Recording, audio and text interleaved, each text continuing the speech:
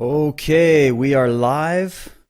Just checking the signal, make sure everything's running smoothly. We are good to go. Hello, everybody. Welcome. Thanks for jumping in here last minute with myself and Michael Tsarion. Michael and I were having a really good chat yesterday, and some of the stuff that Michael was looking into and the some of the new ideas that he was sharing with me about what might actually be going on behind the scenes with this whole shutdown scenario was just it blew my mind when he started putting it all together, and it fits in very well with a lot of the material we've been covering over at Unslaved. And you can find all that content out over at unslaved.com. It is paid content because we put a lot of time, energy, and work into it, and it's also it's a process of going through a long story, a lot of backstory. So if you're new to this and you're just joining into this discussion for the first time, you may find some of the things we're going to talk about rather advanced, and we're going to do our very best to boil it all down for you. But I just wanted to make sure that everybody's aware that what we're about to talk about, there's years and years and decades of research that goes into formulating these ideas. And on my show the other day, I was breaking down just a few points about some of the top, basically the top 5 theories that are going on right now about what is really going on here. And of course, that includes the mainstream theory, what we're being told from the news, that we have this virus that is unstoppable. It's ravaging the planet. It originated in China, although we're not allowed to talk about that. And now the world needs to clamp down, shut down the entire economy, lock everybody in the world in their homes with the threat of fines and imprisonment over this virus. And so obviously everybody has a question in their head. Is the virus what they're saying it is? And if it is there something else going on behind the scenes on either side, meaning those that are trying to take power during this time, the governments, the bankers, groups that we've spoken about before? Or is there even possibly some people fighting back from within the system? Has there been breakdowns happening from behind the doors of some of these New World Order globalist type groups that look for totalitarian control? Has there been breakdowns behind the scenes? And these are questions that I was just kind of throwing at Michael yesterday, and he was just saying, well, here we go. There's a new way of looking at things. And so, Michael, before we kind of jump in to the actual information, I wondered if you could sort of lay the groundwork for people about why, even during this time, especially during this time, where everybody's panicking and everybody's accusing everybody else of false information and censorship, that it's actually a healthy process to speculate and to look at other options of things that might be going on, to connect dots, and to realize that so much of what we've been told is a lie or is misinformation at best. So maybe we could just lay a little background as to how that is a valuable process in order to try to find out what the truth is. Yeah, it is. The media, right, is nothing but lies. Always has been, always will be. In fact, it's a tissue of lies, a labyrinth of lies. And so whereas a person like myself back in the 70s watching, say, documentaries on World War or anything, I didn't sit there believing it at face value. I still don't. I almost marvel, at who that kid was, who had such a high critical ability to doubt everything, and then, set off on a journey to find out the truth. And then to find yourself in a society that just accepts it all, right? If it's on EastEnders, and if it's on the News Hour or whatever, it's we're being told the truth. Well, the movie Network tells you you're not being told the truth. And the Brotherhood of the Bell and all these marvelous, it's not that the people out there have any real reason. My God, they've been told loudly enough by 1,000 films and even musical scores and what have you, and lyrics. And of course books if you know where to go. So the overarching theme there and what most of these people say and can prove is that the media is full of lies.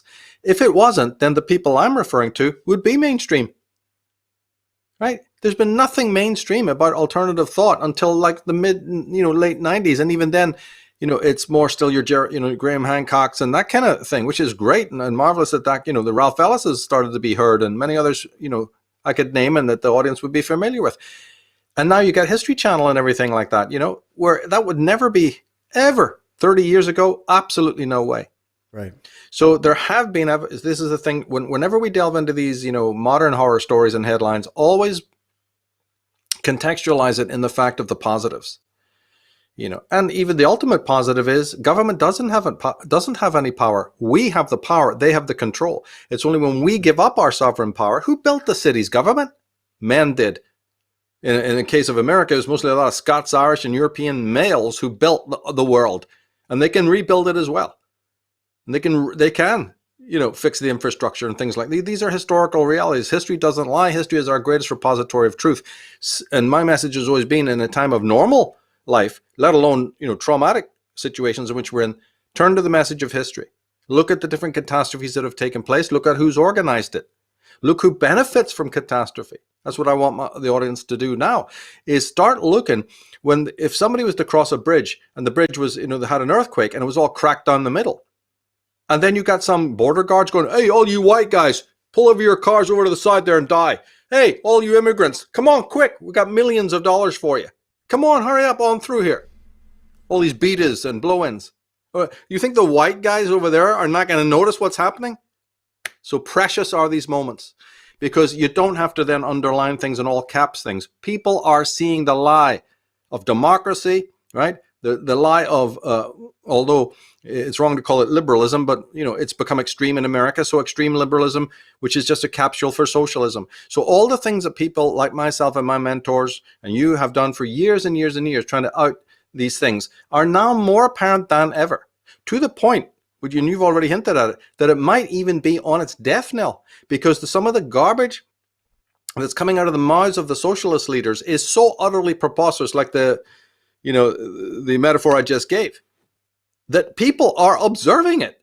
Oh, you do all want martial law then. Oh, you do want a surveillance society. Oh, you do want mandatory vaccinations.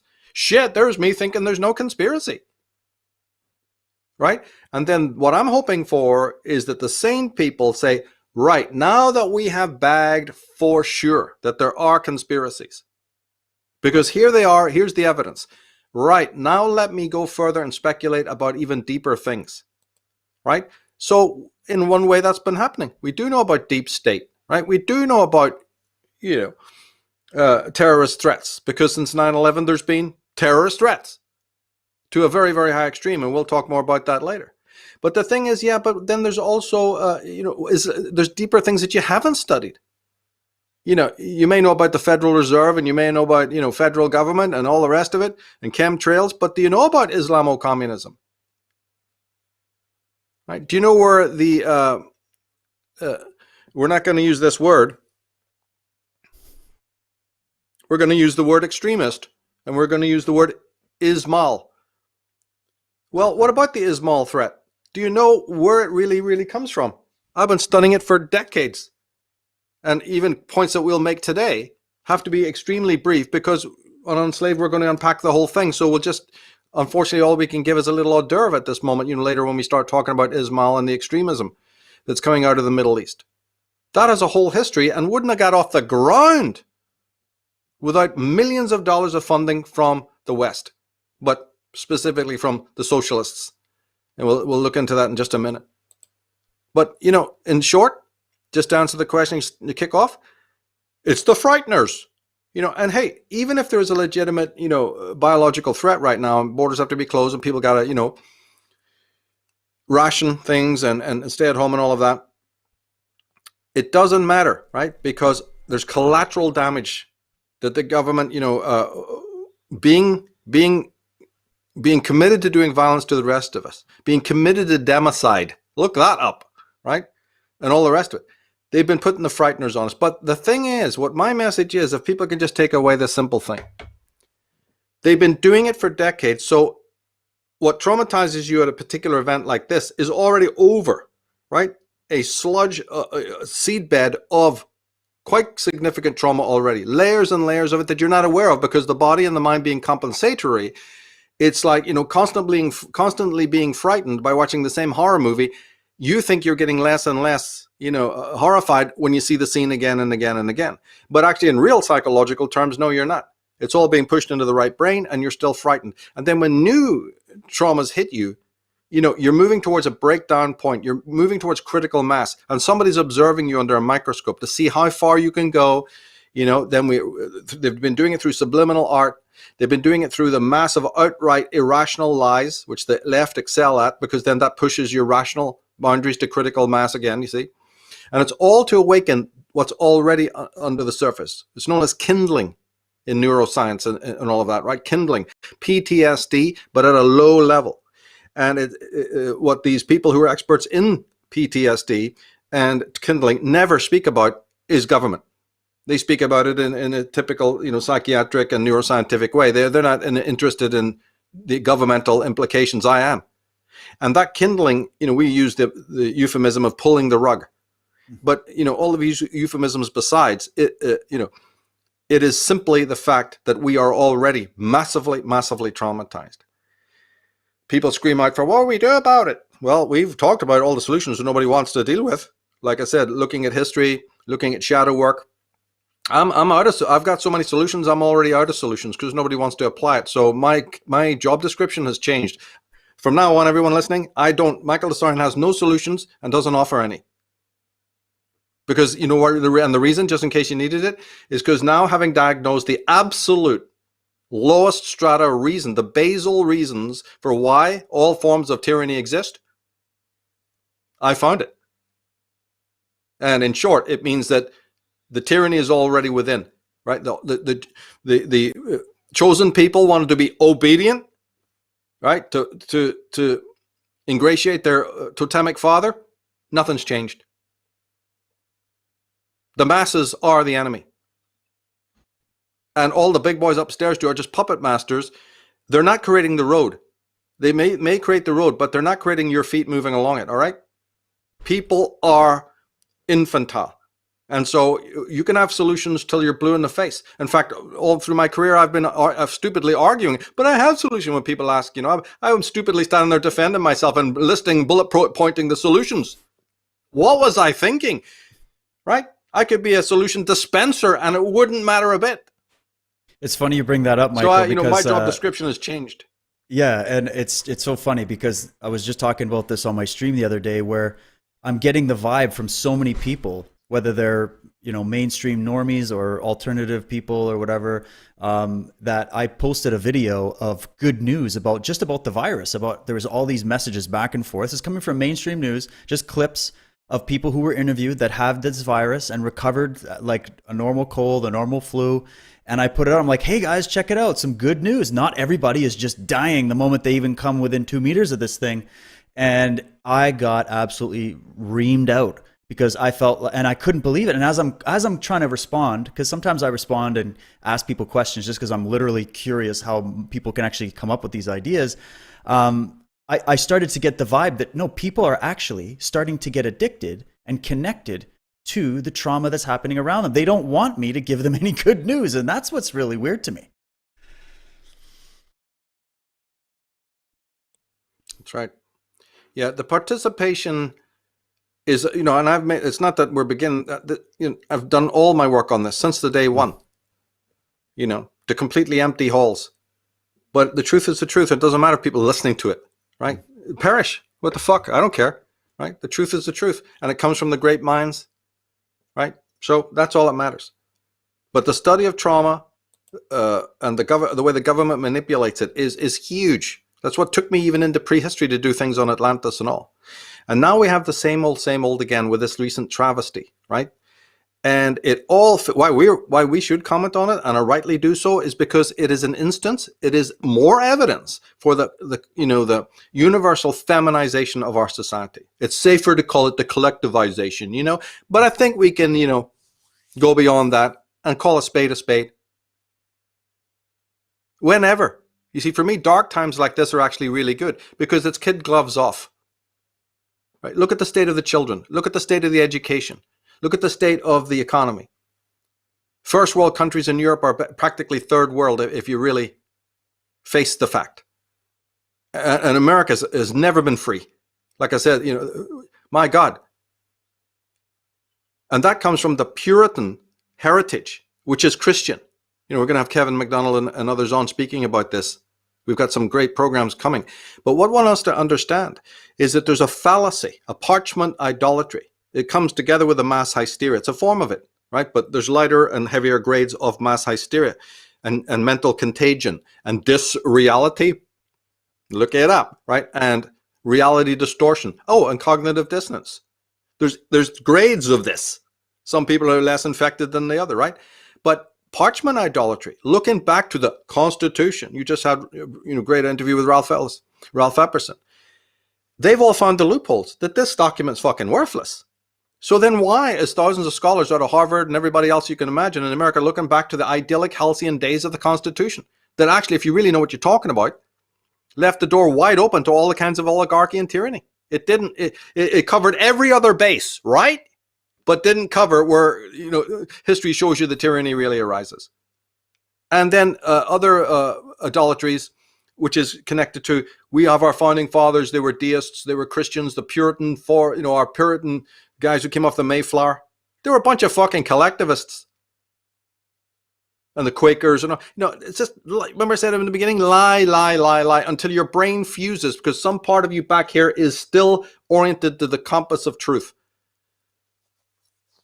But as I said, in the black days, in the days where tragedies like this happen, they're the greatest moment to light up a light and see the truth. They're incendiary moments, like Tower Struck with Lightning and Tarot card and all that. To see how you become obedient to the totemic father. And to see how society is a cult. You did a thing on cults. Society is a cult. Society is one of the worst cults, the most evil and devilish one. Because its programming is so ubiquitous, you don't even know you're being programmed. And it's very easy to program. It's very easy to program people that get stuck in that whole collectivist matrix. I said it on the bonus DVDs of Architects of Control. Just wind the fucker up, right? And that's more of a kick for them than having people slaughtered or incarcerated.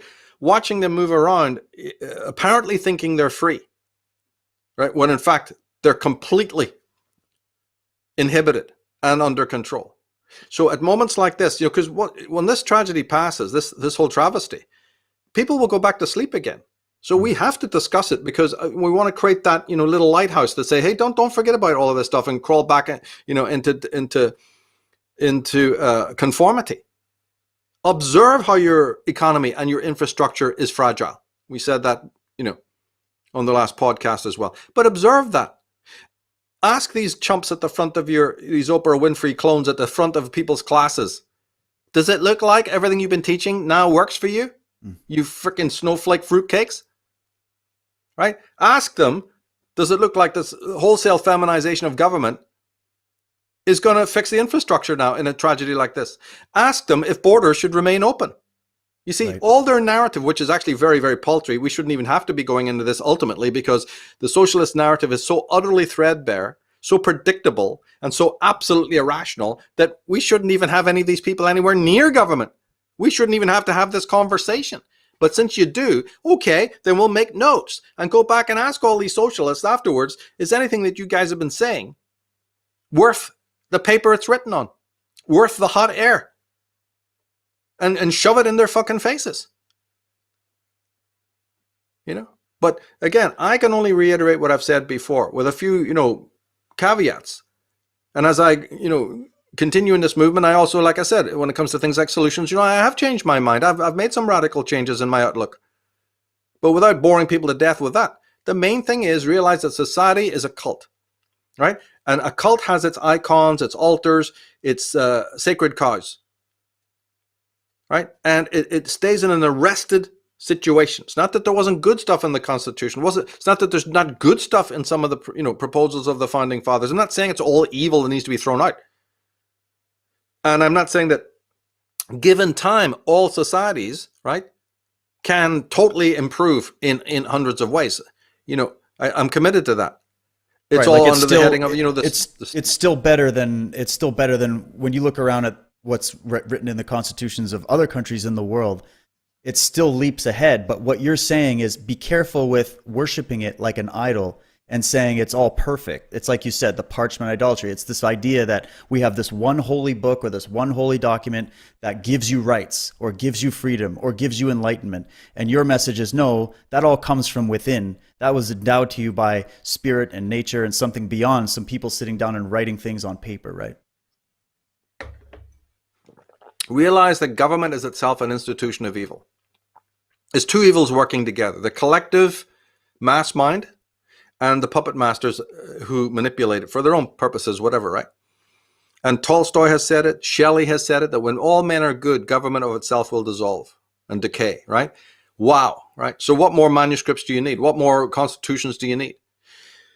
There's that whole argument, we won't get into it here, about whether federal control is actually good because it supervenes the possible deep corruption of state control. And this would be a perfect time to get into that whole conversation of strengthening borders. Could we leave it to the states, or maybe a federal government is needed? Because, states can start profiting. The people who run a state are also a small oligarchy. And if they like it, they can incarcerate your ass. And then not to mention the fact that all the different states can have clashing, ways of handling a trauma like this. And a lot of profiteering, a lot of racketeering. So those people just, federal government, down with federal government. I hear you. I'm with you most of the time. But in a major crisis like this, where a lot of law of the jungle, can reign in the small towns and cities of the world, it can be taken over by a junta, it can be taken over by a mafioso mob very, very easily. So think is what we're asking. Think broadly, speculate like hell now. Use this time not to cringe in fear under the staircase of your mansion. You have the power. They have the control. Right? But think who built our Western civilization. Go back to the fundamentals. Think about these things. Say, well, I've always valued state control. States should mind their own business. Federal government out. Yeah, but does that really hold up? Right? And then there are the abuses of the federal system. It depends on the kind of federal government. Like if I'm in a situation in Canada here where we have an extremely liberal leftly liberal government with Justin Trudeau and gang, who are essentially working for, in my opinion, criminal mafias, and who are completely incompetent, then I would sit there and cringe and go, yeah, I don't feel like giving it over to any kind of federal government. But I think what you're talking about is that there could be a transitionary way that if you had the right people managing it, where you could possibly bring about some solutions to stop other corruptions happening. See, I think that's what people maybe misunderstand, Michael, is that people have this belief that any sort of order in society is ultimately always 100% of the time ruled by some kind of tyrannical dictatorship. And the fact is that what are we exchanging? Like we could go, okay, well, you're saying maybe if we had a benign, proper setup with some kind of federal organization or just people coming together, however you want to view it, versus the tyranny of the masses who will plummet into complete chaos because most people are having trouble running their own lives, let alone being able to run a province or a state or a government or federal government. So it's like, which one is the lesser of two evils? Because there's the idealistic world that we all want to have where maybe, as you said, all men are good and wise. We don't even need government. But what do we do with the world that we have? That's the difference. Are we there? I don't think we're there. No. And the elites treat us like children because they know we're not there. So we've got to look into how we can mature and graduate. But when you even look at the local homegrown schools and the people who are at the front of the class, it's abominable. When you look at the lunatic so-called physician, he's so specialized he doesn't even know what he's doing, right? He's looking up that DSMV for the slightest thing, right? When you look at all of this, there's no gun to the head there, right? When you look at people who don't know how to use the holistic medicines, and all the different examples we could give, people who don't even know how to go out and fix their own car or fish. In a crisis like this, right? Garden. Go out and learn how to fish. You'll feed your family. Learn how to desalinate water. Make all this as a challenge. Yeah, and so on, so on, so on. Or collect rainwater. Things like that. The basics have been forgotten because of urbanization. But urbanization is merely a, adjunct to collectivization because people want to avoid selfhood. I'm the only one who brings up these, psychological, comes to bear. One of the things of the past that I keep talking about in history, one of them is actually the psyche itself in a pure, as a pure phenomena. in other words, human psychology, which obviously where a man is, where people are, where crowds are, how can you leave consciousness at the door? Well, we've been doing that as well. America is one of the greatest culprits of that. So though everything else may have been in place, actually it hasn't been in place, but imagine it was all in place, these constitutional things and all, I would still be extremely dissatisfied with what I'm looking at, right? Because of this extreme distaste for psychology, and that is probably to me the largest, failing. And then when you dig into it more, you find a body culture that's absolutely infantile, and toxic. You find a prehistory that is not properly gone into, because that's where the roots of trauma really lie, as terrestrial trauma, and then compounded into psychic trauma. Then you have the parents, bringing their trauma to bear in adultism, and so on. So I've tracked all of these different, they're the posts on my sort of compass about where things went wrong. And it's a long story. It takes a whole life. You can't enunciate it in just a couple of hours. Jesus, it takes a whole lifetime to even notice that they're there. And then it takes another journey to go out to people and, give them those they live glasses so they can, oh my God, right? There's a corpse in the center of the room. Yeah, not one, mate.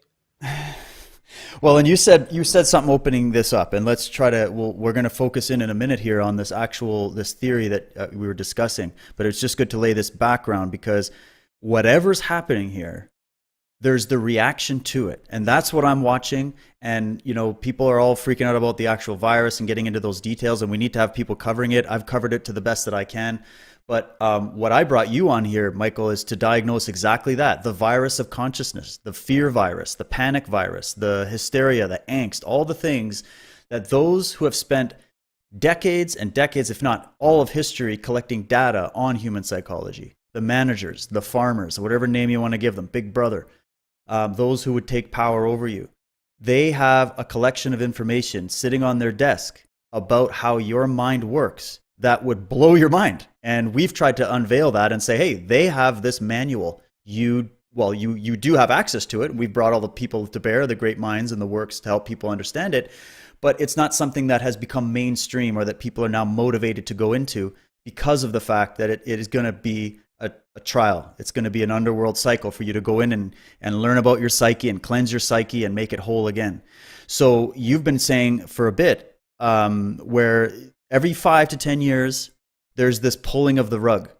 And I've noticed that. And if things start to get too docile and everybody starts to forget for too long, there's immediately a traumatic thing that's in the news. Some new thing is coming. There's a virus, there's an attack, there's terrorists, there's whatever. And I don't even, I think the alternative media, Y2K, the world's going to end in 2012. Now, it was right before this coronavirus crisis. It was all about Greta Thunberg, the climate alarmism. They're putting clocks in schools, showing children, here's the countdown clock to the doom of the planet, and the kids are freaking out. And then I covered on my last episode how everybody's concerned about the deaths to the virus, and you have to protect the elderly and the immunocompromised. And I'm like, fine, but what about all the people that are now going to be committing suicide at a higher rate because of all this fear and trauma, because they were just on the edge and now you're just knocking them over? What about all the kids? That there's a 350% increase in kids and young people calling these help phones because they're in distress about this virus. And what's going to be the fallout to the fear that is being generated by this?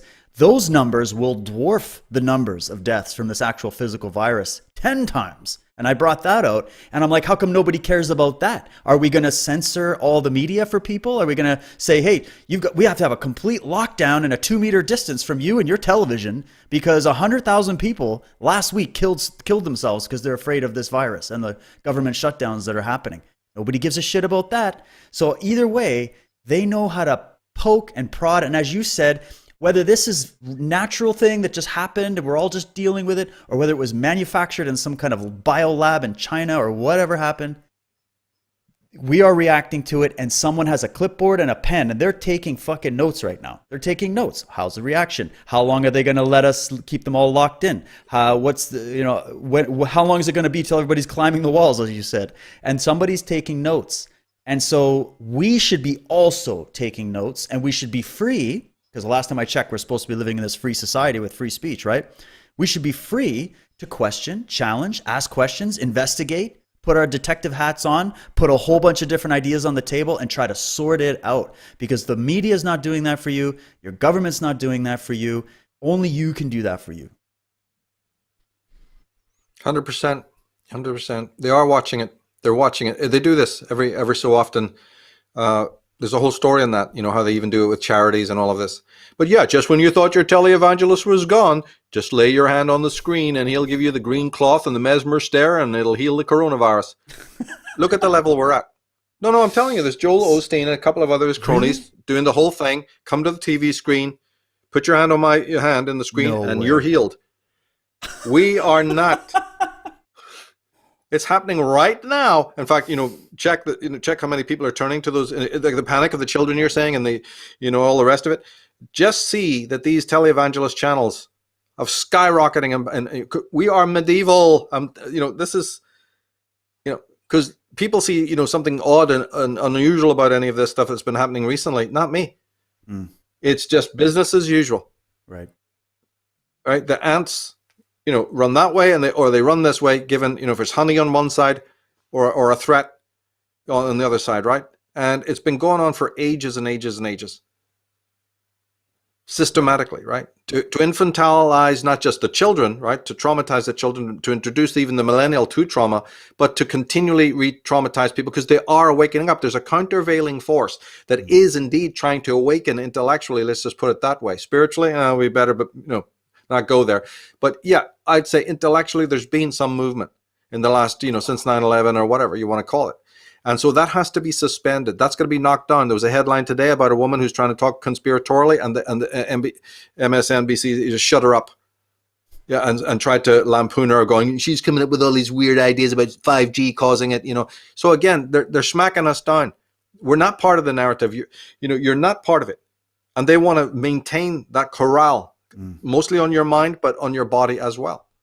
And so it's really, really ridiculous. Yeah, televangelists saying, put your head right up against the fucking snozzle, right up against the screen, and you're healed of coronavirus. Why aren't they being arrested? Why are they even millionaires? Why does people support that stuff? You see, this thing has lots of different tentacles. And tomorrow they'll have something mad in the East saying that this, came from the West. Somebody can light a fire, an incendiary fire, and you have no idea how these boogaloo irrational people in the East are going to react when a little bit of doggerel comes out. They already loathe and hate the West. So this really could, there are negatives as well as positives. Well, and also, if we just kind of put this in perspective, virus aside, there is a political battle happening in the world. We were just on the heels of a major, major move since 2016, all the way up until the first day of coronavirus. There was a massive rebellion against the status quo, against the media, against the, people were starting to get at least to some level of awareness that there's something else going on. Everything they're telling us in the headlines is not true. They're teaching kids a bunch of crap in school and university. There's totalitarian moves being made on censoring the internet and censoring any kind of outside opinion, which is already attacking the very principle of Western culture, which is that we value the rights of the individual. We value the rights of free thought, which means we value the right of free speech and all these different things. We were just in those debates. We were in debates about abortion. We were in debates about climate scare and what the government should do and how many taxes we should pay. We were in debates about culture, migration, whether we're having a melting pot or whether we're maintaining our uniqueness and distinctiveness and finding other ways to work together without sacrificing our entire history, culture, and ways and money and everything for this pie in the sky idea. There was all those debates on the press. And then coronavirus hit, and now it's the only thing. You can't watch a sports channel. You can't watch a televangelist channel. You can't even watch this podcast right now, unfortunately, without hearing about it.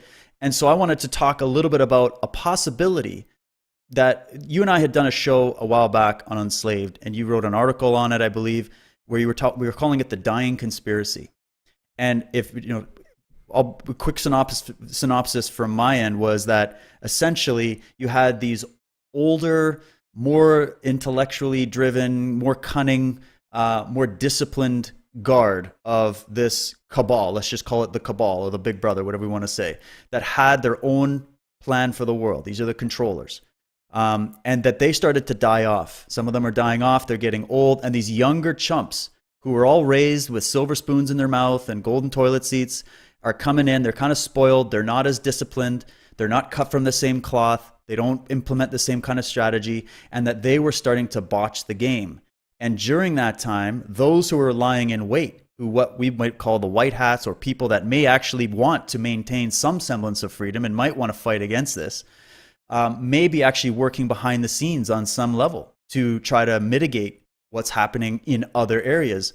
And that it could be, if we take that theory and lead it up to what's going on with this global shutdown, there could be other aspects to the global shutdown that those who are fighting back might be taking advantage of as an opportunity to launch a few arrows into the battlefield of the enemy. So that's my thing, but please correct me if I'm wrong, Michael, and maybe start from the dying conspiracy idea that you had, and let's build it up to what's happening now. Well, you essentially explained it. It's a great, yeah, I've done at least 2 interviews on that. We did a more thorough one on Enslaved about it. And it is factual, right? Because there are the Sir James Goldsmiths. There was the Mayfair set in the 70s and 80s. There's been very, very powerful people who've tried to warn, right? I specialize on who those people are. And that shows you that there's definitely, a group of people who are in the know about what's really going on and tried to warn you about the pseudo-socialists, pseudo-conservatives, I should say, like Margaret Thatcher, people who knew how to play good cop, bad cop with you. British history confirms it. And you're right, on the other side of the deep conspiracy, people have committed suicide. Younger men who were meant to take over have been found dead. They've blown their brains out through drugs or or they're just incompetence, right? They can't do it. And then the idea was that there is not a single one of the people who took over the reins, say, after the Second World War, who have the modicum of competence, right? On all levels, right up to a very high level of their Lord Kitchener, forefathers, the Round Table Masters, who became the CFR. Yeah, you should never underestimate these buggers, right? These Kissingers and these Brzezinskis and a whole list of names, and there are hundreds that I could mention and will be as we follow through with this on Enslaved. We've had Kent Clisby on, right, talking about some of the prime movers who brought socialism. There's the great Stanton Evans, who's written Stalin's secret agents. Get the names. Like I said, get the names of these people. So one should never underestimate these latter day guys. But the more we move up to where we are now, the less and less competent they are. In fact, you can actually notice that there's almost been a peaking, right, a plateau when it comes to even the efficiency of technology or of the internet. If you're looking closely, you'll find out that the great inventions were already done maybe 20 years ago. And since then, there's really been nothing updated except superficially, right? You'll find that it's mostly just coasting, even in terms of, secular commerciality, right? Systems were created of ingenuity, and then people have been, maintaining it and polishing it, right? It's like people who created this big juggernaut, this big train hurtling down the tracks, not the people who are today shoveling the coal into the boiler. They barely can do that, and even that's breaking their backs. They didn't invent the engine. They wouldn't know what they wouldn't know what to do. And this goes across the board. So there's definitely a drop in competence, which and you're quite right, that leaves them porous. So at the very least, gain understanding that the world has woken up. And that's why in any of our statements, as caustic as they may sound, we are not beating people up. I'm not beating people up. All the things that I'm talking about, including the psychology, are for the now. They couldn't really be themes of awareness in the 70s and 80s, right? So although I sound sometimes very, caustic and pessimistic, I'm actually very, very aware, actually, that these books, these websites, right, these videos that people put up, right, and the information, the Sherman Skolnicks, people, they're already passed away that I can mention, great minds who were their pioneers, in this movement, and whose names should never, ever be forgotten, let alone even more eminent people than that. So we have that now. We actually have all of that now. And so a lot of the things, it is the time to learn it. So it's not me, bringing down the cane and trying to be pompous. No, I'm understanding. I'm frustrated a little bit because I'm so eager to get a lot of these things across and feel that they shouldn't be resisted. That's all a personal Michael Tsarion thing. But in hardcore, rational, simple, mechanical fact, this is the time. This is the time. And gradually, right, since the invention of the internet and Google video, whatever it used to be, we have been waking up, and that has threatened the enemy. That has definitely threatened their cabal, because movies are being made, that give we'll have guests on Unslaved who go into the numerology and symbolism of it, right? And showing you that they definitely are afraid. But the thing that you're honing in on is their actual levels of competence. So when, this is why a lot of noise is being made right now. This is why a lot of clamor, when you go grouse hunting, you're banging drums, they're clanging cymbals, right? They're trying to throw up giant shadows, these little men behind the curtain, because we have books on the CFR, the Round Table, the whole system of world government. Some of the most eminent people. I try to only deal with the eminent people, to cut a long story short and reduce resistance. We got resistance, when you speak the truth, right? So then one of my ways personally is to have such eminent names, such highly, eminent people in the military and in government and in all sorts of walks of life, in journalism, right? That you cannot refute it. So that's one way that I go at it. But we have these names, we have these books, and I have tremendous confidence that how do we have an era in which allowed this information to get out? I'm looking at that. I'm looking at the zeitgeist change itself, that so many secrets have come out for us at times when, it could have been otherwise. And for many, many decades it was. In the 1960s, right, America banned the Rolling Stones song, Little Red Rooster. Freedom. Exactly. When has the world been free? When has the world been free, right? There's certain notes that the church considered demonic on a musical instrument. Get your mind around that fact. And I could go on and on and on, right? So, yeah, you're incarcerated by collectivism. All the things we've mentioned. We're not going to go over it again. These crisis times, it's time to see the dynamics of the crisis, then your own psychological response to that, but also, these patterns in sociology that we've been speaking of endlessly, and work it out and see what's happening. And it could help you revision your entire life, and about the fragility of business and infrastructure and services and all of this is very, very healthy. Because again, I'm all about self-empowerment. I'm all about the individual, not the collective, and how the individual can feel a real palpable sense of his own individuality and his purpose and his vocation and his strength. And although there's trauma out there right now, you see, a person like me can only be in one way, grateful for it, because it does have an impact on individual consciousness. People are being thrown into their houses. They have to spend time alone. That's a good thing. People are spending time with family members they hate, but because they're always out of work, who are these people, right? So there's a lot of good cathartic things taking place right now, so that you come back to some fundamentals emotionally, intellectually, and spiritually. What do you believe? Have you lost your core? Do you feel ungrounded? Do you feel traumatized? I love the way Charles Moskowitz had his little camera and he's walking around Boston in the streets, and he's looking a man of totally in bliss, walking around the empty streets and looking at the sunsets, and the leaves and having a ball. That's what I mean. It's brilliant, right? And he's got it. He's got it because he was grounded in the beginning and he's grounded now. Well, it's not really that much to ask. And sometimes you need that punch, you need that bloody nose to bring you back to some of the, essential human existential realities. Well, and you've always talked about the fact that we are living in an age of revealing, and that we've even gone into some of the astrology with people like Fiona Edgar and some others on the show, of just the idea that the timing for this is just not coincidental, regardless of the source behind this whole virus shutdown and everything, and that there might even be a bigger cosmic thing going on here. And at the very least, you have to take advantage of this time and make the best of it, right? And as I was saying before, we have to give ourselves the chance to be strong enough to gain the insight that we can gain during these hard times. Don't let these hard times beat you down and make you go hide under your stairs. Let them make you strong. This is the time for you to shine. If you were waiting for something in your life, now is the time to do it. Like, why else would you wait? You got your back up against the wall. You got complete total shutdown. You have government moving in all areas possible to steal your money and your take away the rights they did let you have.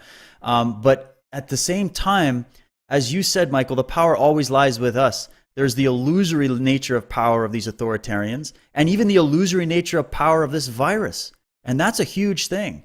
And so one thing that I was getting from the conversation we had yesterday that really intrigued me was that, well, even if, let's just say, the deep state or whoever either started this or at least co-opted it and used it for their own mass ritual purpose, evil is not the only show in town.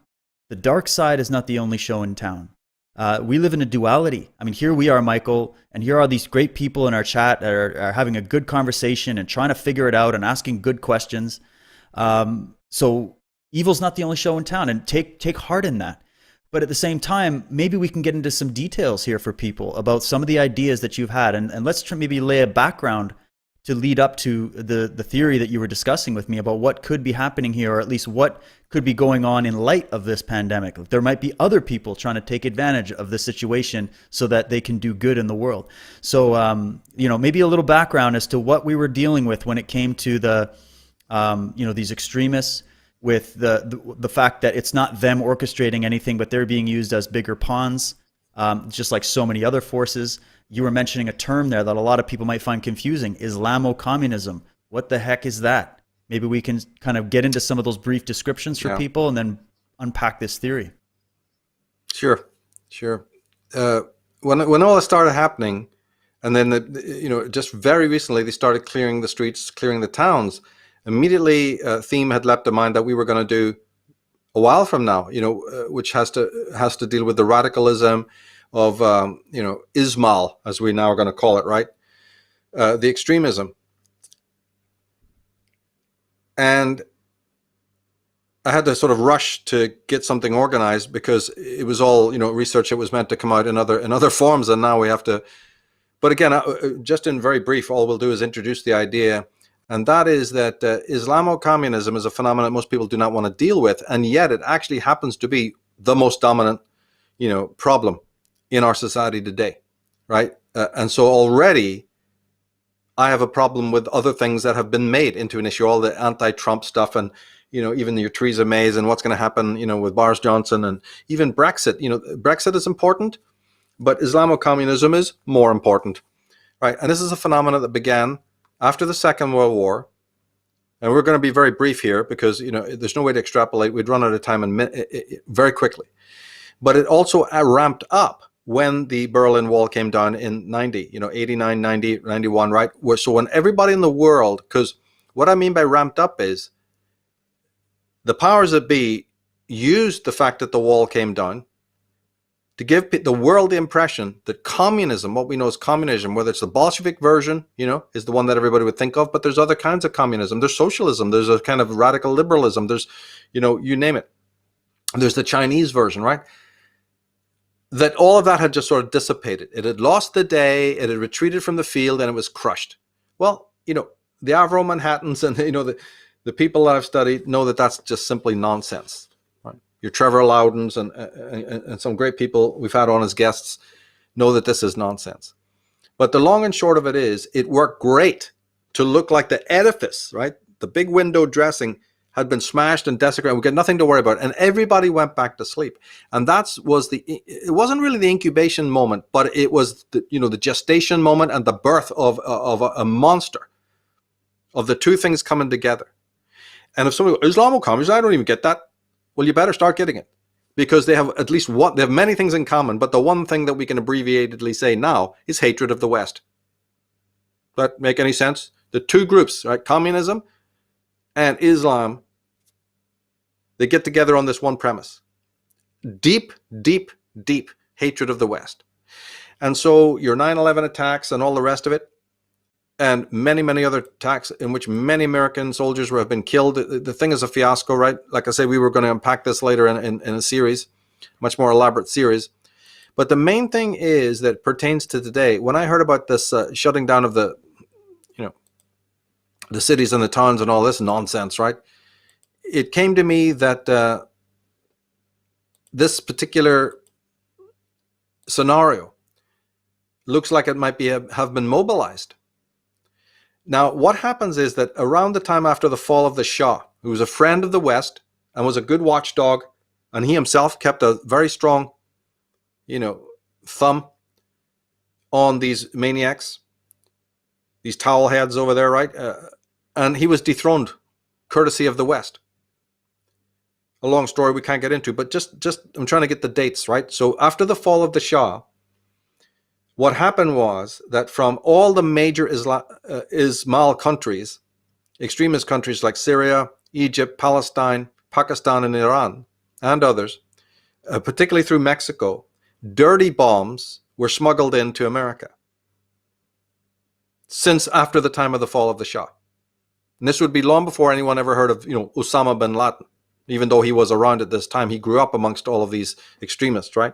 But this would be after the fall of the Shah and around the time, of Afghanistan, when we first started hearing about groups like the Taliban, and all of this became in the headlines.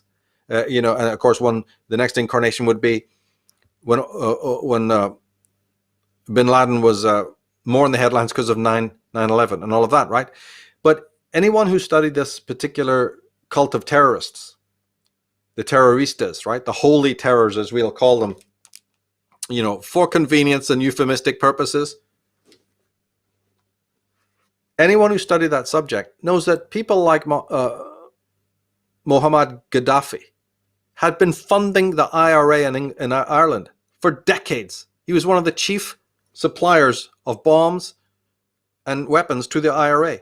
Not just them, but to the PLO and a lot of other these, in the alphabet soup of terrorism. And the Western organizations, the security forces have known all about this.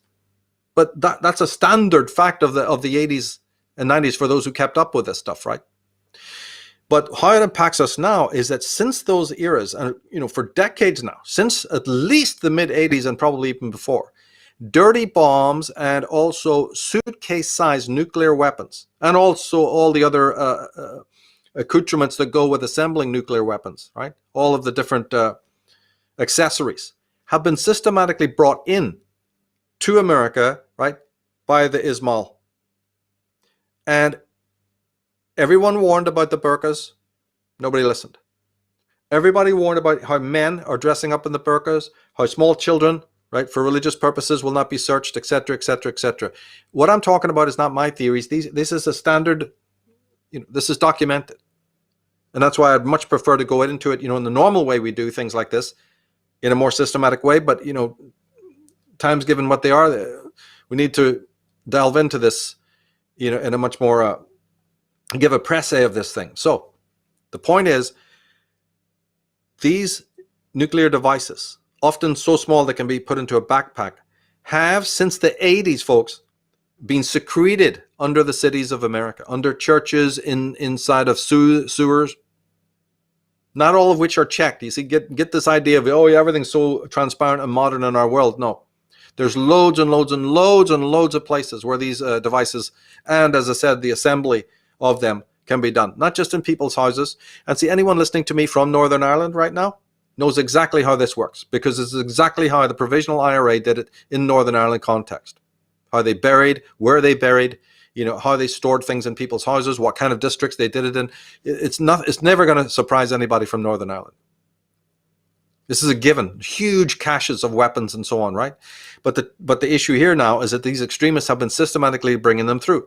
Now, one of the proofs of this has been known to the security forces, because they've had scanners at different airports, especially in the East Coast, and they've had people walking through Ismailists who have been highly radioactive. They weren't caught with weapons because they had already planted them when we're trying to leave the country. So it's all documented what I'm talking about.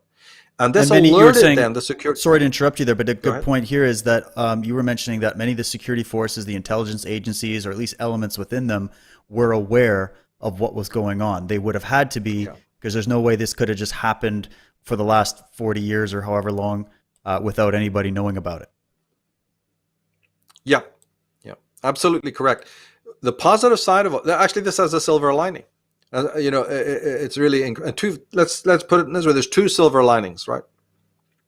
One is that no extremist organization, no matter how boogaloo and bat crazy, was not transparent to the services.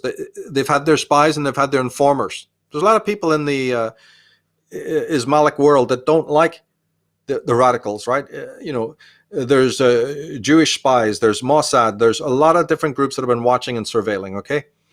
But the problem was that those spies didn't quite know until very recently where the caches were.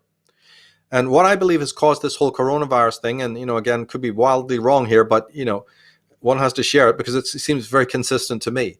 And that is very recently. I mean, last year, probably in the autumn of last year, insiders and informers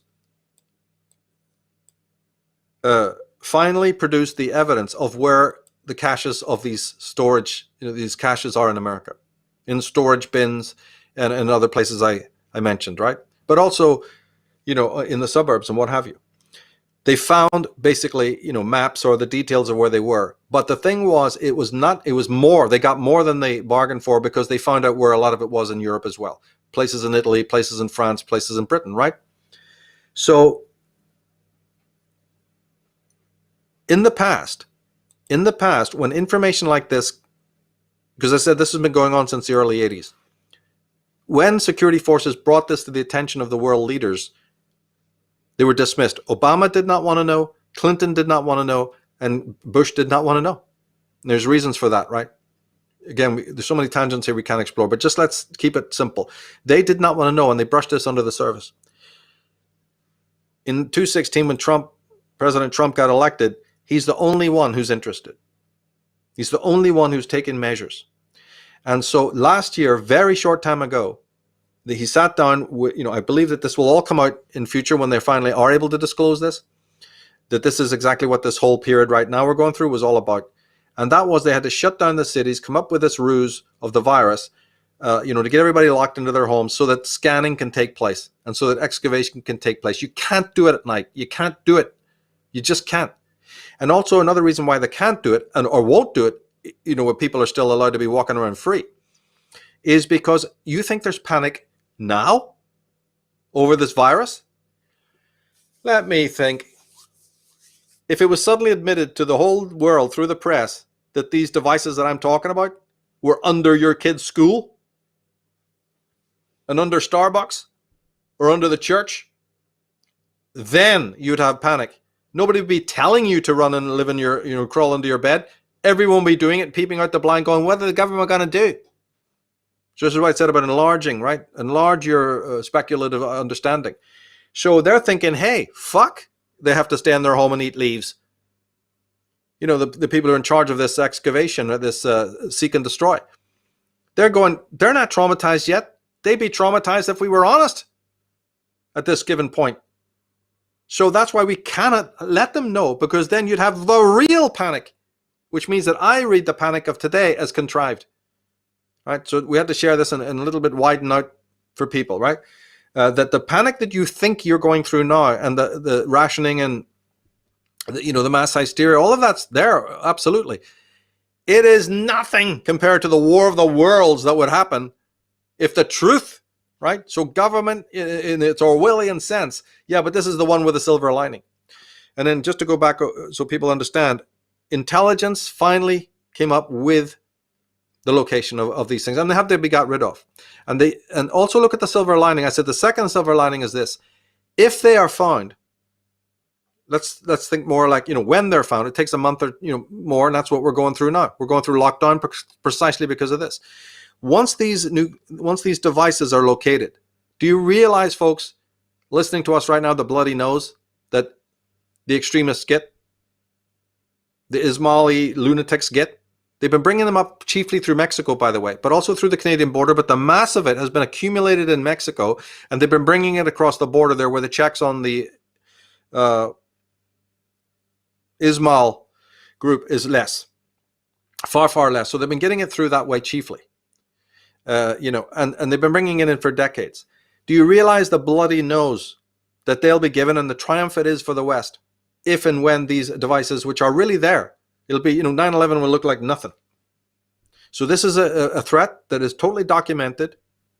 In our longer programs on this, we'll be giving every single, source. And that's the two silver linings. One, that these groups were always infiltrated by well-meaning people who have reported back. But you had 3 presidents and other prime ministers who, for financial reasons, didn't want to know what was going on, right? Because they're part of this Islamo-communist cult, basically. Now Yeah, you've because got a president who is not part of that cult.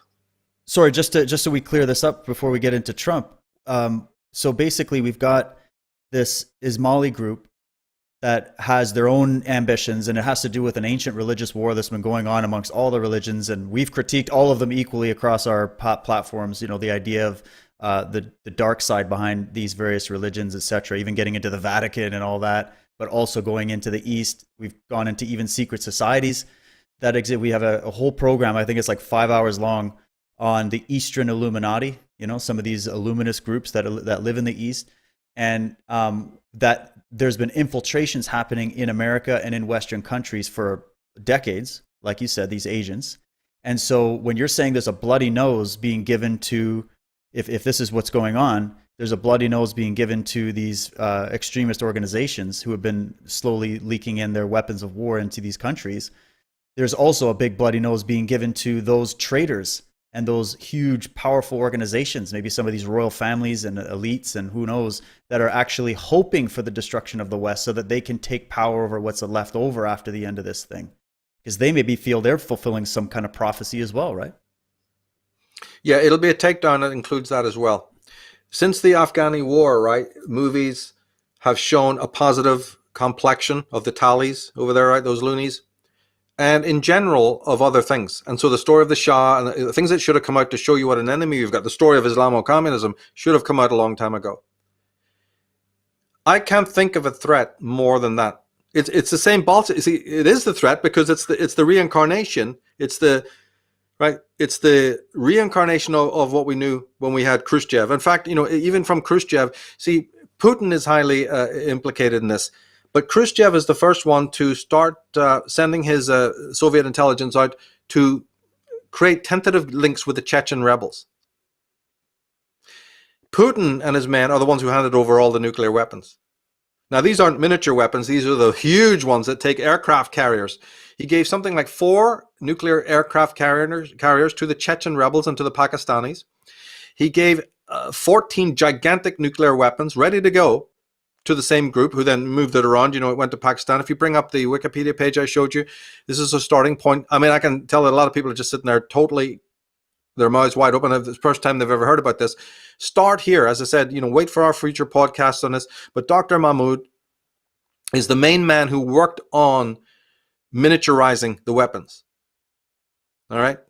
He did other things in the nuclear world. He's one of the Pakistani's chief atomic scientists, right? And him and his team. But he had to move, you see, as Western forces demanded that Pakistan give him up. He moved, and his main patron was Muammar Gaddafi. Right? And that's Syria, that's Libya, that's Egypt. You see, so all of the different people that they galvanized that we now call the extremists, all gathered around this man and his inventions. And he had his enemies as well, but he had many, many, many supporters, like, you know, your Arafats and what have you, right? And then after he died, they tried some of this attacks out in Italy, you know, and other countries on a smaller level, just as sort of testers, right? Because remember, some of the people that are in these circles are boogaloo, right? Oh, give me that. I'm going to go and use it right now. No, you're not. Yeah, I am. They're crazy, right? So they slaughter people in the streets of Belgium and God knows where else. But the main funnel for it was Mexico, South America. So when you see these James Bond movies and they're telling you about, you know, the deadly mafia and the Colombian drug dealers, you know, nah. As I say, there's a threat in Mexico far beyond your, you know, caricatures, bad as they are. In fact, they're actually in league with one another. You're talking about, right, these so MS-13, make it really clear. These MS-13 gangs. These are kind of like lower level henchmen gangs that are being moved by these bigger mafioso type organizations. Yes. Or just simply put, the Colombian drug dealers, right, are in with the Islamo-terrorists, with that hatred I spoke of. So you don't need to go too far. The hatred of the West is enough. Yeah. And these people they've hated on the West before the wall came down. They've hated on it since day one. And we've got advocates like Glenn Beck and others exposed right in America. But so when you speak of the bloody nose that they're going to get, yes. So to expand on what I said, not only do the Islamists get this bloody nose because we've taken away something that they have done for decades, year after year, month after month, week after week, we kill it off. And obviously that's going to mean that we've made them redundant, they're agents in America, because you can't start it up again. You know, it's taken too long. And if these insiders have given us, so I am absolutely okay sitting in my house right now as Lemmy would say, eating beans out of a can with my fork or with my comb.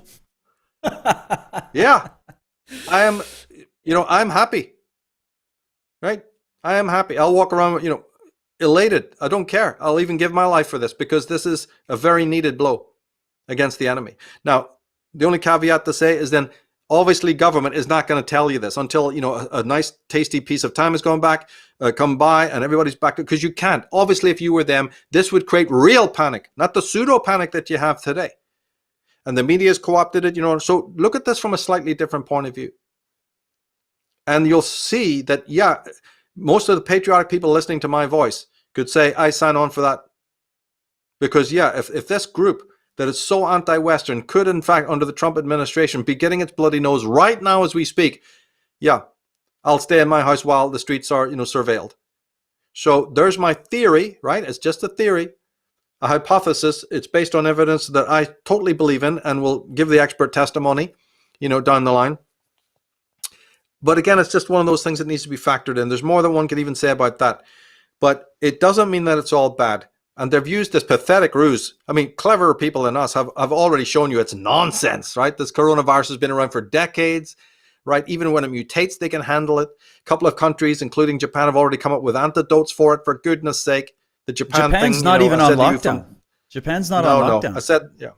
Yeah. In fact, it was only Stefan Molyneux because I've been waiting, because Japan is the big watchdog in my eyes of China. Anything that happens in China, even for now, let this be a equation. If anything happens in China, the first port of call you go to find out truth about it is to some Japanese journalists or experts who specialize in watching China. We haven't had that. A couple of words from Stefan Molyneux was all you got. And I found one other very, very short 4-minute video on it. But just confirm what you just said. That there's lockdown, they handle it, they know China's every move, they know all the strategies that China's ever pulled, and the West is, flailing around. And a logical thing to say, look, if a catastrophe happened in the Republic of Ireland, who's the watchdog? Northern Ireland, right? If it was in Korea, the same story, right? If it was in the United States of America, something was happening in Mexico, wouldn't the United States be the perfect watchdog? That's the logic, isn't it? We've had that with Cuba doing all those things. Who's the watchdog? America, to tell the rest of the world what's going on. Japan is the watchdog of the entire East, especially on top of China, Hong Kong as well. If I don't hear reports from there, I don't believe a thing. I didn't believe one word, in the several weeks that came until I'm hearing something from Japan. And you don't hear it because they've censored it. So that was a negative, So yeah, there is the collateral damage. I do believe that one of the collateral things that's top of the list, other than what we've discussed, is the vaccination thing, the mandatory vaccination fiasco. So they're trying to the dark side. They're trying to co-opt this for their own ends as well. Where, for one, I just want to say something about China is interesting. Wasn't it just like wasn't there all these protests erupting in the streets of China that China has never seen before, of people trying to protest the CCP? And now the streets are completely empty. So I brought that as a factor. That's very convenient.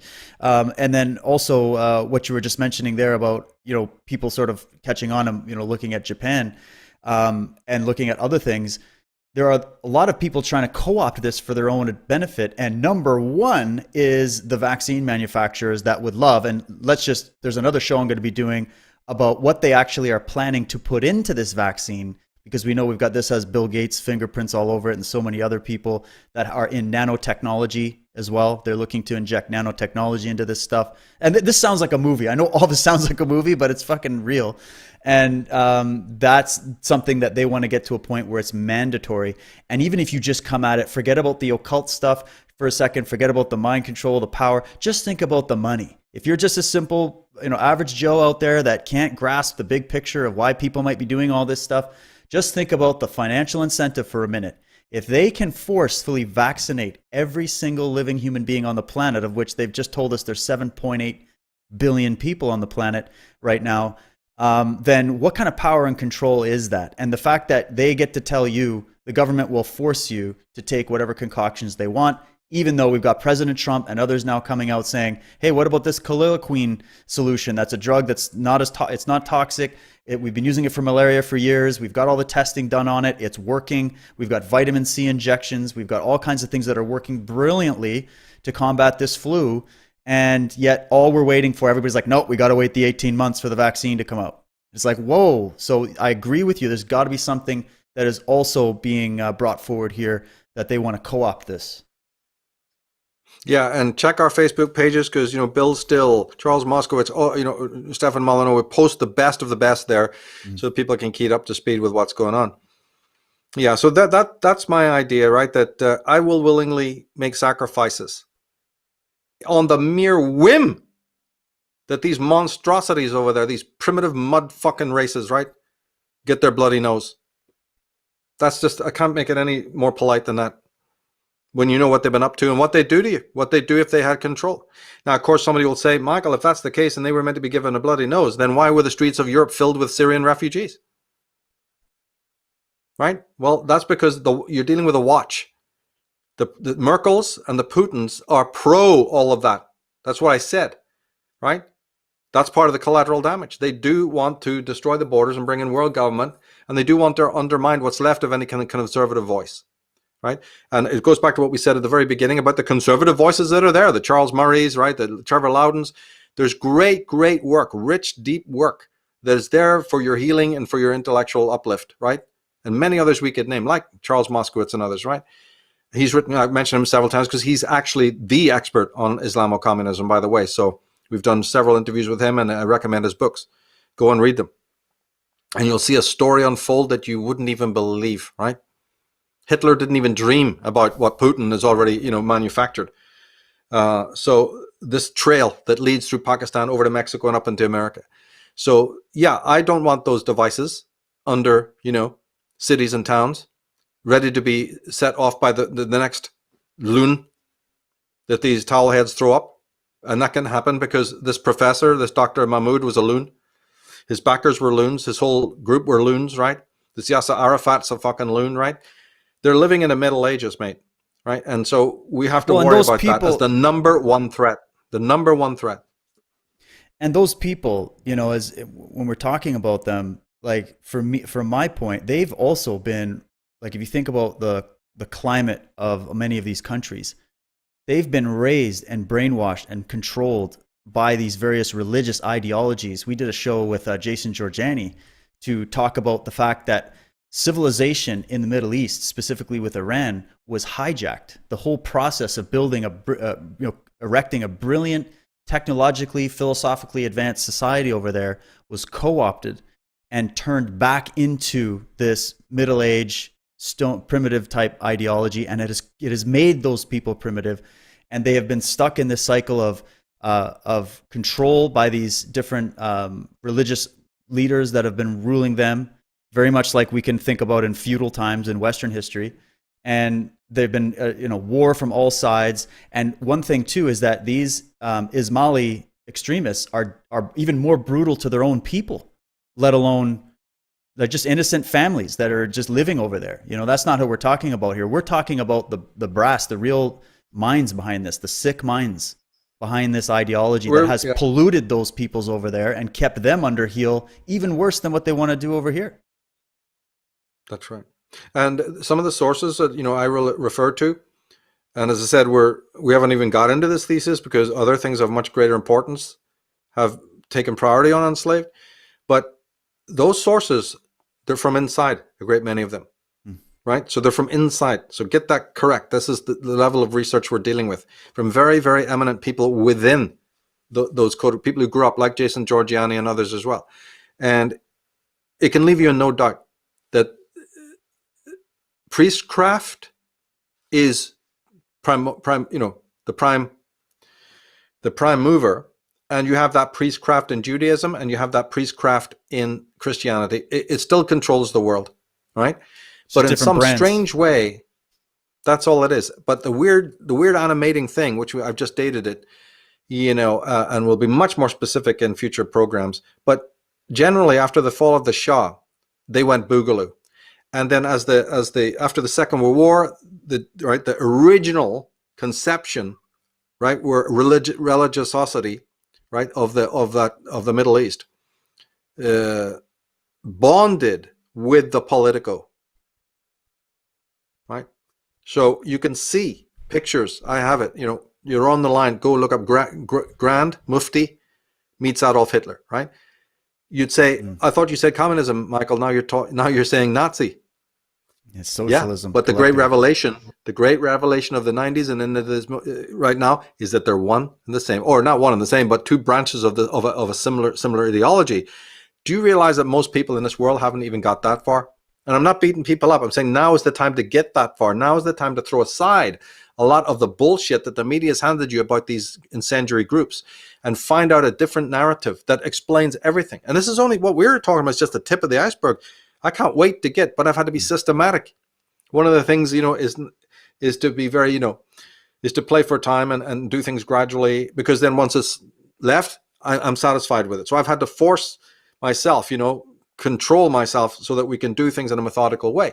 But actually, there's more to the story even than that, underlying, the history of the West in the 20th century. But basically, again, after the Second World War, the Nazis were destroyed. They're card-carrying socialists of a particular kind, and they moved not west but east. When they disappeared, right, into Switzerland, through the rat line, paperclip and all of that, what hasn't been told to us is that many of them were fluent in Egyptian, fluent in Arabic, and they actually moved and lived. We've heard this about communist spies who went to live, in Dachau on the Black Sea in Russia. Yeah, but exactly the same thing happened with top Nazi ideologists and people whose names you haven't heard. Moved east and lived amongst, right, the mullahs, and were given nice lifestyles. And when they got their brains together, this is part of history people don't know. They engineered what we now know as Islamo-communism, this brainchild that they had. And where it pops up into official history is at those moments that I've already delineated, right? The fall of the Shah and then the fall of the wall. Those two times where this sort of, the tiger could be actually perceived hiding in the long grass, but it wasn't enough for people, and they were all dancing on the wall. There you go, right? Thinking that the red flag is in the gutter.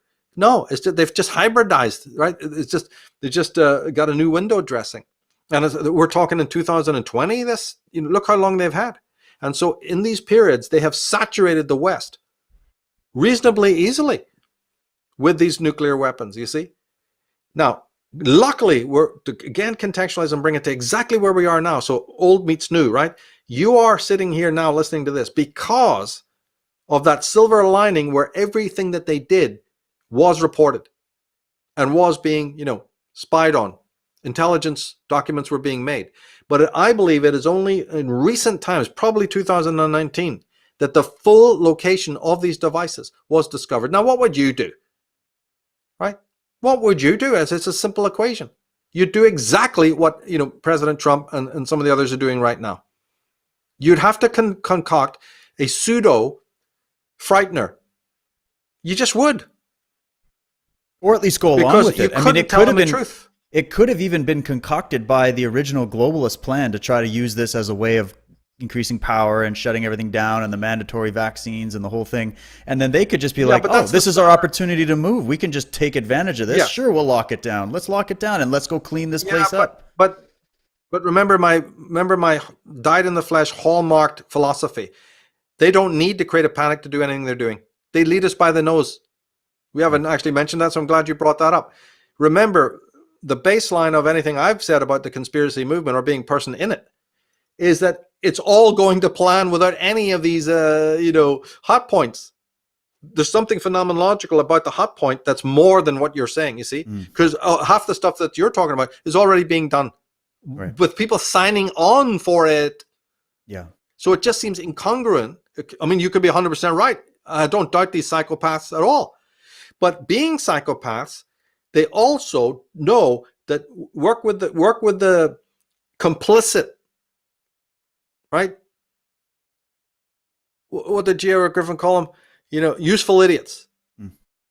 Right? You've got enough socialist boogaloos. You've got the feminization of our culture. It's so far beyond where they thought they would ever get that I don't think they need anything like this to further us into, whatever kind of psychic entrapment is required. So when I see this, and all this is doing is expanding that, because what you said there defines a very logical and correct, assessment of the issue.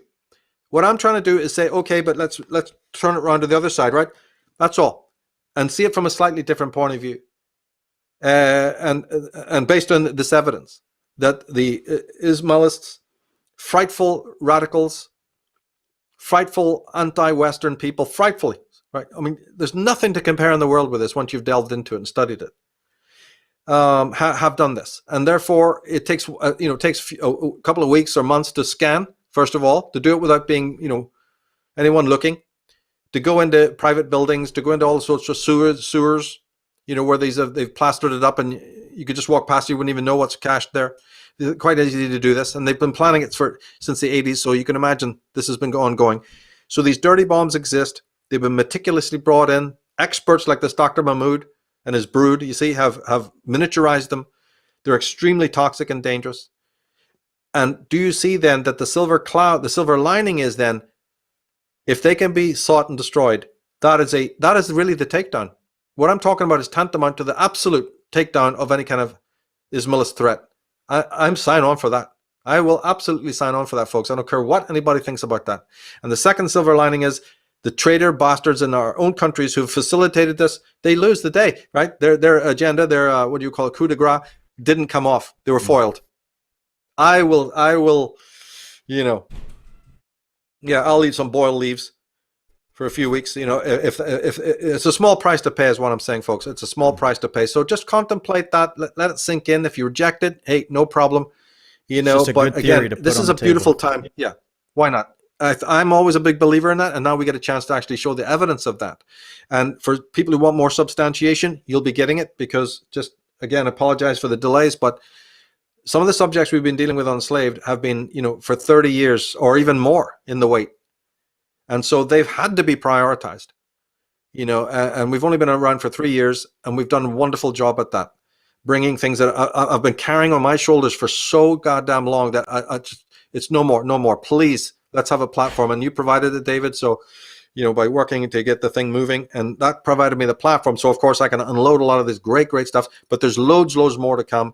And the whole story of, the great holy terrorists, let's just call them that, will be brought out, in extreme detail, including this story about their attacks on the West. And so that we won't be, the security forces were rumbled by 9/11. They were very, very traumatized. And people like, Donald Trump and others the paleo conservatives and others really were shook by that. And there is a group, like you said in the beginning, that is terribly extremist and want to do something about it. And they have been. And so we should congratulate, the security forces, the brave men who've infiltrated these organizations throughout the world at the peril of their own life, and finally come up with the goods. So I rest my theory on that. And, again, as I say, I'm not saying it dogmatically. People can weigh it up and think what they want to think about it, but when they come up with the data, it turned out it wasn't just America. They also found the details of where these devices were planted in other European countries. And so there was only one, the filing cabinet, red file, please. What we do in a state of emergency. Wasn't it in the, Man from U.N.C.L.E. or The Prisoner or Danger Man or something? We saw this, actually there's a Doctor Who whole scenario, by the way. I don't want to get into it, but, that does the very same thing, where streets are cleaned so that they can have a military op. But it doesn't mean it's a bad op. So people, right. Calm down. Like I said, in India and Mexico, when you go through these, when you're on one of those rickety buses and it veers around, it's up a Himalayan path. Right. And the buses just veer around, the precipice, and you look down and go, death. That's what you're going through now. So just hold on. Right. Hold on and go over those bumps, and, it'll come all okay. Is my prediction, so to speak. But again, just hold on, and you get a gasp, you get vertigo, because it is dangerous, right? It's not nice to have the daily, routine. We've talked about some of the existential reasons why you should, tune into how you feel about that and all. But there's also this, hard, practical, governmental. Your government is not always working against you. There are times when, bizarrely, right? Because in this movement, we get into a one-track mind where it's only doing evil. Well, it is.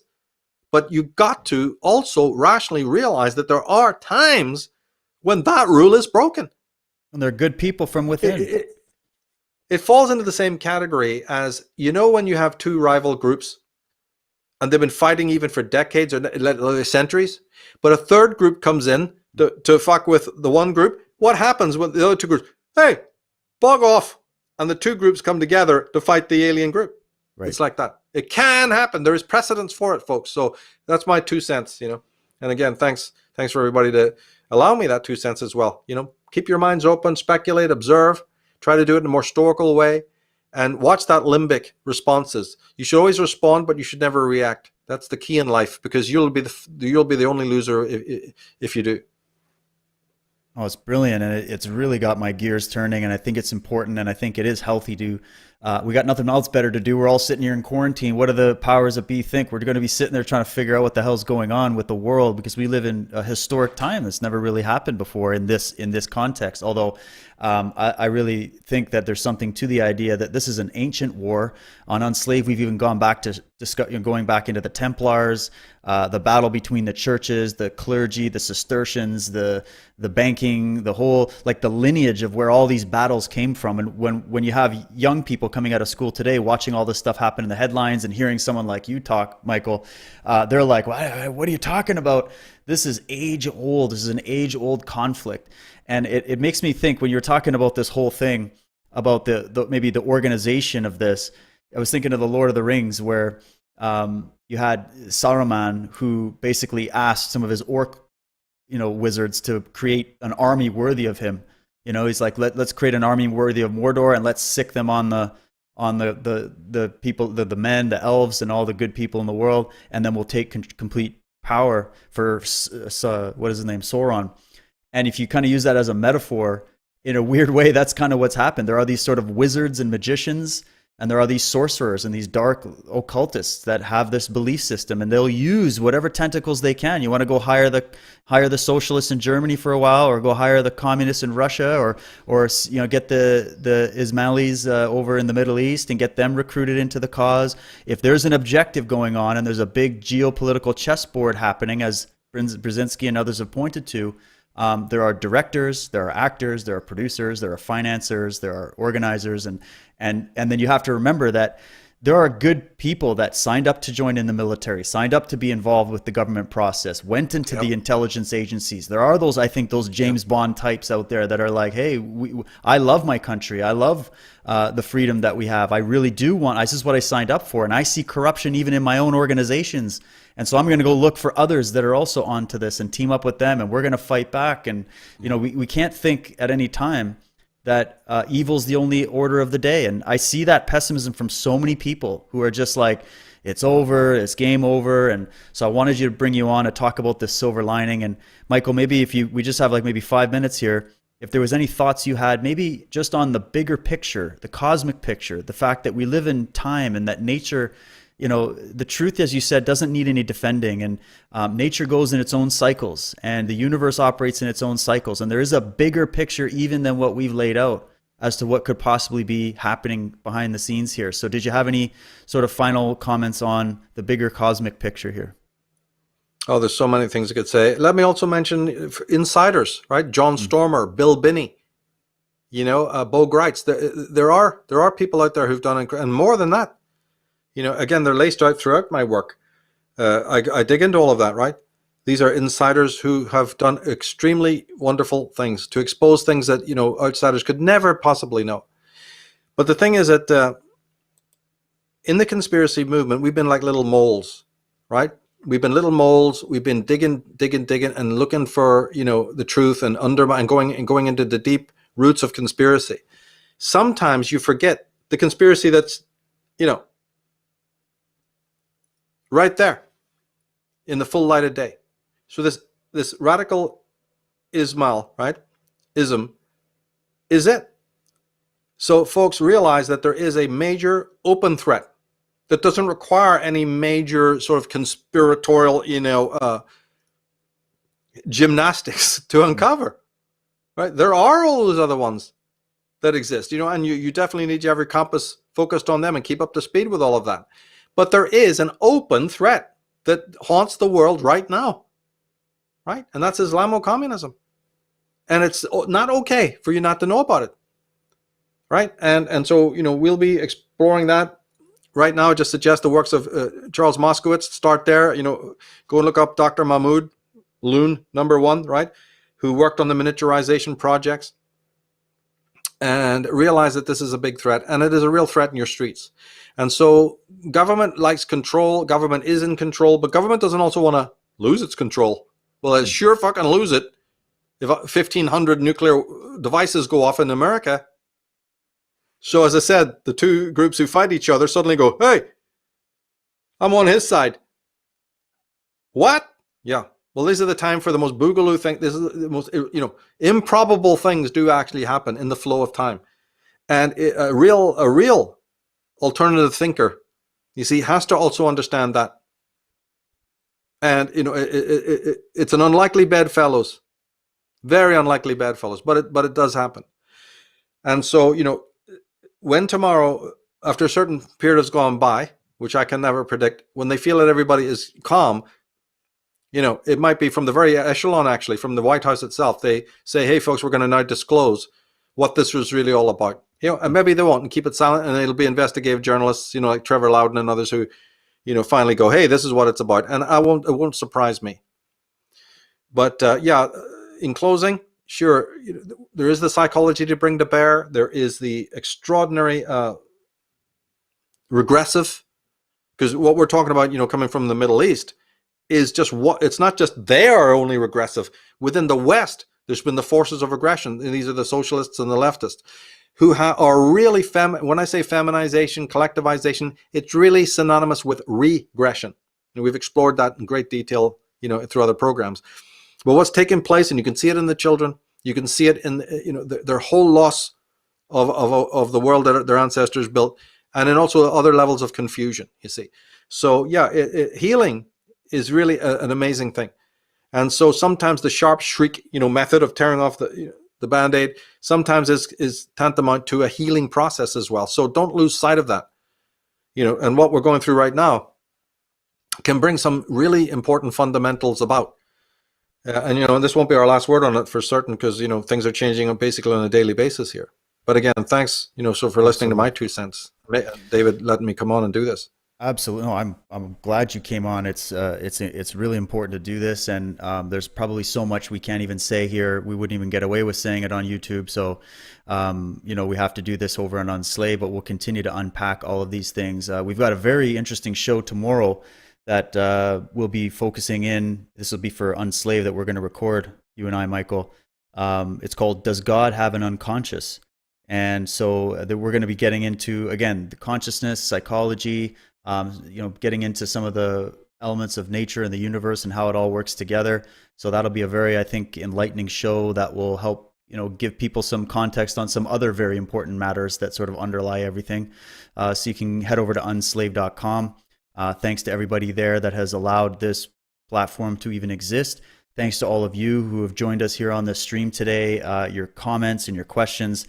I've been just glued to what Michael was talking about. So I'm sorry if I missed any super chats or questions or anything like that. I'm very, very grateful. I appreciate it. And I'll be rolling out even some more ideas as time goes on with these streams. And of course, if you want the advanced class, head over to unslave.com. So thank you, Michael. I hope you're well, stay safe. Same to all of you out there. And we'll catch everybody here again soon. Cheers, everyone.